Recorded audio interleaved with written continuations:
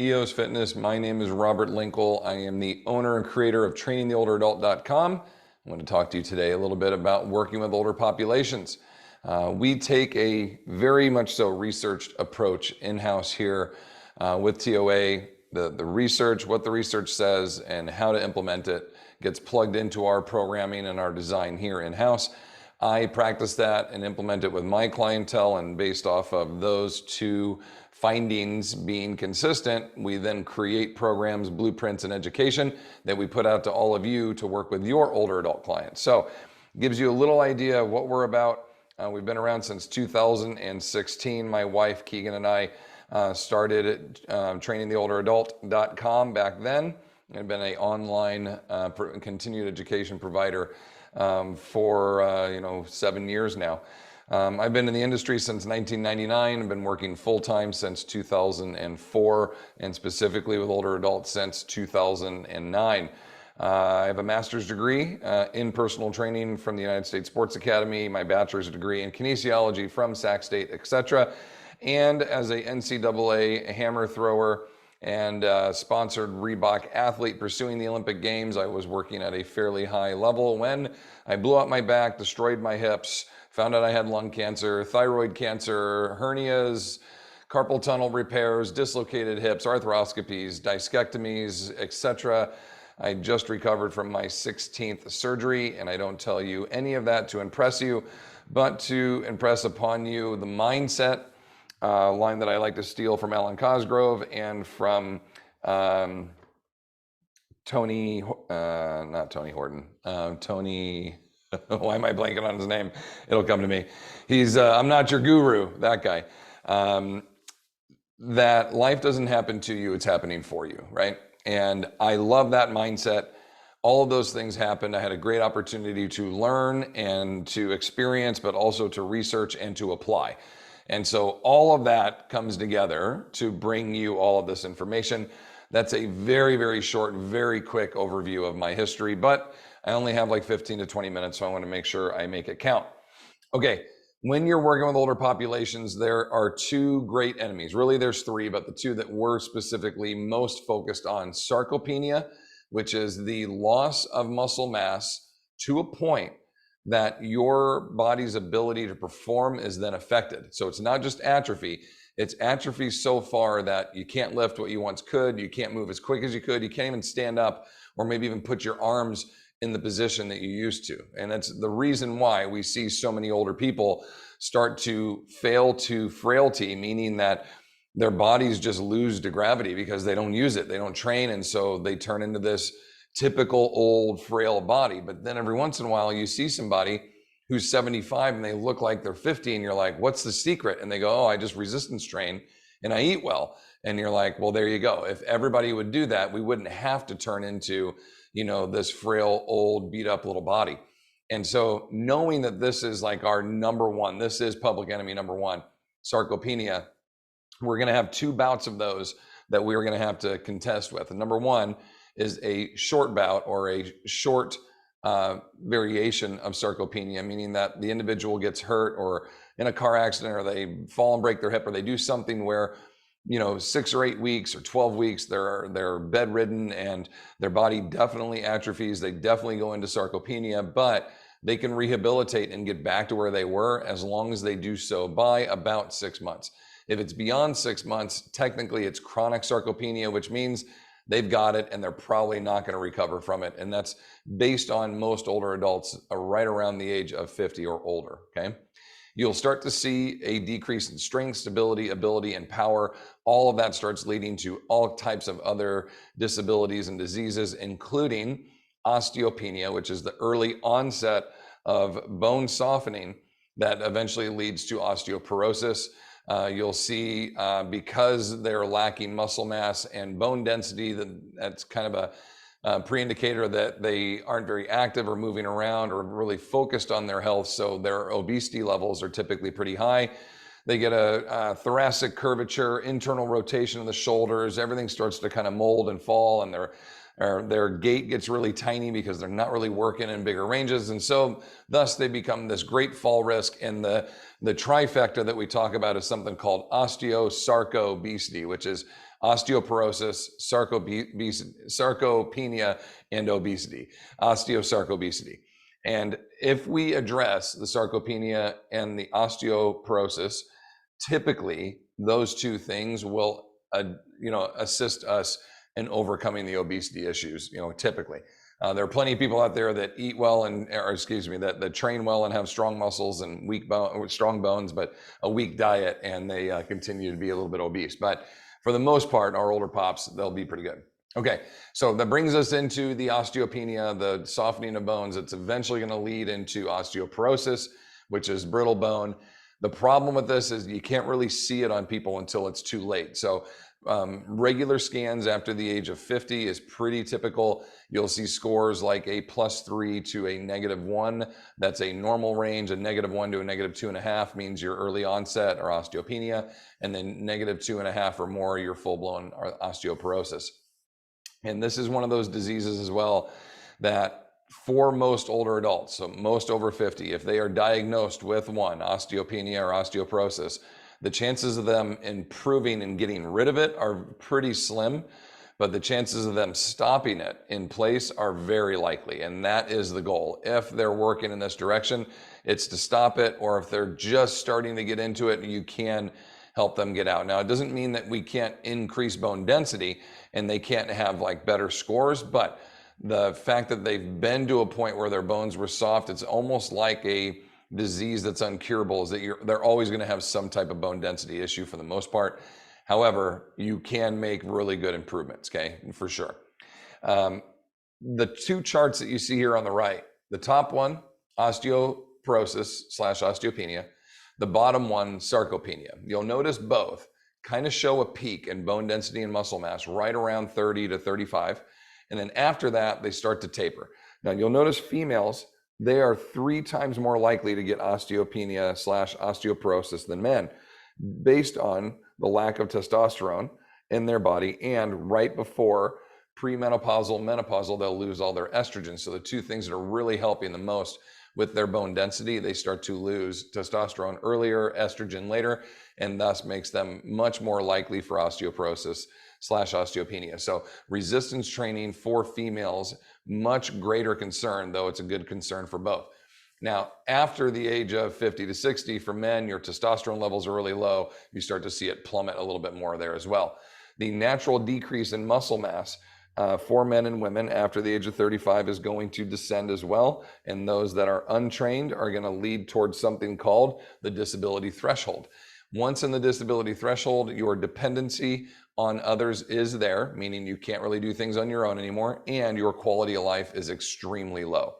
Those that still train and still can be capable, independent and such will stay out of that range. This really shows us that sarcopenia is what we call the linchpin for poor quality of life, meaning that if you are sarcopenic, the risk for everything disease-wise across the board is greater. If you are not sarcopenic, your quality of life is much greater, thus giving us the information that resistance training is key. People have to lift and move load. Okay, one more thing to share with you, just to sell this before we start to look at the program. This was a 14-day look at individuals living in a co-living community. They had a strength and conditioning coach they worked with on a weekly basis. On average, these individuals were getting about 6,000 steps per day. These were men and women over the age of 59. And during those average days, they were getting about 6,000 steps per day. They were tracking with smartwatch technology, etc. So they were very specific and knew exactly where all these folks were, training 2 to 3 days a week in resistance training. Now, 2020 comes around, pandemic begins in March, and we're asked as a community, worldwide or nationwide at least, to do a 2-week lower the curve, right, or flatten the curve, stay at home. And so during that, these folks were not let out of their rooms. Basically, they go to the restroom, get food, come back to their seats, and they sat. So they went from 6,000 steps a day to 1,500. They saw a decrease by 75% in their overall activity. and they saw a decrease in 4% of their lean fat-free body mass, that's their muscle mass, 8% reduction in their overall strength, and a 6% reduction in their power. Now, the 2 weeks after, they were allowed to return to the weight room, and their strength coaches said, hey, let's see how much improvement we can get in those 2 weeks. And the answer was 0. They had 0 improvement. So what took them up to 6 months to gain all this muscle mass was then lost, okay, in 2 weeks. Another review, another survey all the way on the right over here, another research project showed a very similar situation, but in 10 days found that what took these folks 6 months to build 3.74 pounds of lean muscle mass, 6 months to build that, was lost in 10 days of a simulated bed rest situation where they could literally not do anything other than get up, go to the bathroom, get food, and come back. So when our clients say, hey, we're going to go on vacation, I'm going to take 2 weeks and go to Hawaii, that is a death sentence for a lot of our clients. But you think, oh, they come back, they're not in that bad a shape. They've already learned all the neuromuscular facilitations, the patterns, the movements, this and that. But are their strength levels where they were? That's where we will see a change, okay? So it's super important for us to get our clients lifting and stay lifting and being consistent even when they're on trips or vacations. If they could just do the bare minimum to keep themselves where they are and not go backwards, we're in good shape. So looking at all this research, looking at all this, okay, here's where we get to the philosophy and the programming. We start to look at the idea of what are regular movement patterns that our clients are going to do on a daily basis. They're going to sit down and stand up. They're going to pick things up and either bring them towards their body, pulls, or push them away, putting things away as a press. They're going to step up and down stairs or get up and down off the floor, and they're going to carry things in different distances. So if we can squat, hinge, push, press, row, pull, split stance, gate carry, loaded carry, right? If we can do those 6 movement patterns, we're basically going to train them for the demands of daily life. So we really shy away from it's chest and triceps today and this and that. It's very much so a blueprint specific to the movement patterns that they do on a regular basis. Now, I've got this fancy chart and it's got all this stuff written on it in really small type, this and that. That's built for me in this space to use with my people in here. The one that we really want to showcase, and the reason I show this to you is I want you to see there's a philosophy. We're not just making things up when we go through this. We have all these movement patterns and progressions of all these exercises. I've written an article. There's quite a few of them actually that I have out there. And this is the general overview one, but I've also attached 2 others that dive deep into specific movements. And I have more of these coming out as we go. So there's one that's like just on the deadlift and the hinge movement pattern. There's one just on the overhead pressing pattern. My new one coming out is just on the rowing pattern. So I'm going to supply you with all these articles so you can dive deeper into this. But again, these are the things you'll get in TOA Select if you join us, what we give you on a monthly and weekly basis. So our programming is broken up into 4 different categories. What we call DLFs, daily life functions, kind of our basic beginners. Our ADLs, activities of daily living, that's a little bit more towards the intermediates. Our regular strength and conditioning, okay, which is our advanced, and then our pure strength and power is advanced plus. Now, this is all geared towards older adults, mind you. This is all 50 and over, but are they completely green coming in, or are they super badass and, athletic and dynamic and wanting to do more things? We give you info on these folks across the board, depending on what level and what ability they're at. We give you progressions, regressions, modifications, etc. Our greatest concern is not that you work around a client's limitation. Our greatest concern is that you don't address a client's physical limitation and work around it. So we want to arm you with the information how to work with it. And that goes from lower backs and shoulders to whatever it is. So we give you menus like this where we'll say, hey, in this workout today, we are going to hinge a loaded rack pull, okay, which would be a level 4 right here in the middle column on the right. Now, if a client can do more than that, we could either load the rack pull heavier, or they could move up to a kickstand or a replacement deadlift. But if they can't quite do the loaded rack pull, they could regress back and do either a band or a bodyweight loaded hinge, or maybe a band assisted rack pull, or even a bridge if they're brand new. So we give you what we call sliding scales that show you, hey, we're going to select this workout and this movement, but if you need to regress it or progress it, here are the tools and here are the directions and how to do it.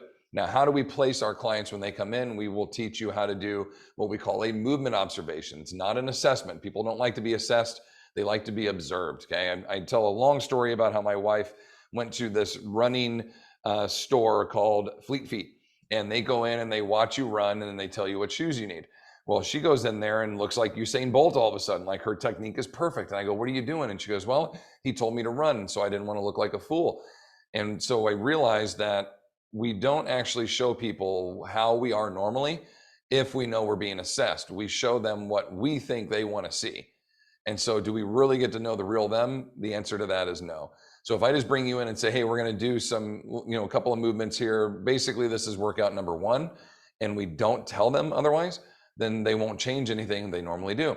So we bring them in and I watch them do a sit to stand, and I watch them do a step up, and I have them grab a band and pull it towards them, and I give them another band and they push it away, and then I'll ask them to get up and down off the floor, and we'll watch them go through a couple of these different movements. And while they're doing that, unbeknownst to them, we are assessing and basically creating a score of 0, they couldn't do it at all and weren't even comfortable trying, to a 1, they tried it and it wasn't good, a 2, they did it but it was a little ugly, and 3, they did it and it was great. And then what modifications could I go a little heavier, a little lighter? Did I have to adjust the band or move the positions? Did I have to do anything? Did they need a band to assist? Did they get down to 12 inches? Did they only go to 14 inches, etc.? And so we'll score this and bring them through, and by the end of the day, I will see what type of movement patterns, what type of limitations, what type, generally speaking, of issues I might have to work with this client and how well they move. And then I can place them into one of those 4 categories, also utilizing the strategy session and the basic info I get from them verbally. So we go through their health history, and we do the full sit down and go through all the paperwork, and we do all that. So now that I have an idea of where I'm going to place them, I also know what I need to work with. So if I have a limitation, I'm not going to go around it. I need to work with it. So if I have a shoulder issue or a hip issue or back issue, I'm going to give you a troubleshooting sheet like this one that will help you to diagnose a little bit of the limitation in terms of what exercise will help improve that weakness. Remember, we're not diagnosing injury, we're diagnosing a weakness with this movement observation, and they're giving you the proper exercise to help improve that area of weakness. If we see something that our clients are not, or we are not comfortable continuing to work with, like a hip that's been dislocated, or they're going through a cancer treatment we don't know anything about, then we do need to defer to the professionals, their doctor, their physical therapist, etc., and work with them, not say, hey, go back and when you're all good, come back to me. We'll say, hey, I want to work with them, okay? So inside TOA Select, inside our services here, we offer our TOA Certificate Program, which is self-audited. You could do it. Some folks do it in a weekend, others take a couple of weeks, but they're 12, 30-minute little blocks that you go through, and we teach you all of the things that you need to know. The 2 things that we get asked the most: I don't know what to do with my older adults, and I don't know how to do it without hurting them. So we went through, my wife and I built this entire program to teach you how to address those things, plus a ton more. We have weekly continued education unit, CEU content, that is NSCA approved, which means it's accepted by every organization out there, okay? All CEUs are NSCA, all organizations accept NSCA CEUs. We go into depth on pretty much every topic you can think of. I have plus 4 years now of recorded content that I'm still adding to every single week. I have 150 exercises and 150 plus mobility exercises libraried and categorized in a menu for you. All of this is accessible on the Kajabi website app that you can upload on your phone and get to this stuff live on the floor with your clients. It's super easy to access from there too. We have templates and blueprints. We have archive presentations. I have anatomy and physiology courses, business content and marketing, all of our online training specific programs, our programming specific needs for limitations like a bad knee, bad back, etc. And if you want to, we even have programs that I produce and publish for you every month and or every week if you want workouts created for you. All of that through this program, through all the research, all the articles, all the stuff that I go through, and 20 plus years of education that I bring into this with you. It's a lot of stuff. And so the reason I tell you about all of this, okay, I'm going to take you over and show you the website now. And the reason I'm telling you all this is my mindset that I go into here to work with the older populations. It's my career, it's my passion. I love doing this, and I also love to teach. So I get the opportunity to teach my clients here, but I want to be able to help and work with more people, and that's where you come in. So if you became a member, okay, of TOA Select, let me make sure I am sharing this properly. Every once in a while, I do a share and I think that it's on the screen, but it isn't just quite. So let me just make sure. Okay, there we go. Just make sure we're on here. So you'll be able to log in. You'll get a login information here to the website, and you will hit TOA Select. Now in here, the first steps, you have your welcome page, and then you have our TOA method certificate course. And here are all the chapters, 1, 2, 3, 4, 5. We take you through all of it. All of these are self-guided. Again, you can stop in here at any point and take a look in the video. When you get done, you mark it as complete. We have tools that are downloadable for you to go into, and each one of these, as you go in there, again, we're taking you through all the different movement observations. I'm demoing using real clients and real people. When we go through here, we get out on the floor, I show you all the breakdowns, everything. We dive into all of it.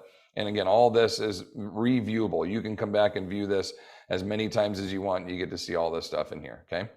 So outside of that, we have breakdowns on the movement observation and assessment, each one of those exercises broken down and giving you into greater detail. We also go into the exercise library, so any hinge, any row, any overhead, they are all in here. This just shows you the first page of multiple pages of each one. And then if you're just like, oh man, I need to find this one specific, but where is it? You can just hit the search button up here and simply type in rack and hit enter, and it'll take you through rack pulls, band assisted rack pulls, dual kettlebell rack press, simulated rack pulls from a block, rack pull, whatever, whichever, anything that has to do with rack, you will see it in there and it'll take you into that. So the search category works great. It takes you to anything and everything on the website that you need. Now we go into our mobility libraries as well, any kind of band work, any 6-point positions, side lane positions, supine positions, 6-point positions, fall prevention, auxiliary based movements, everything is categorized in here. Everything is libraried in.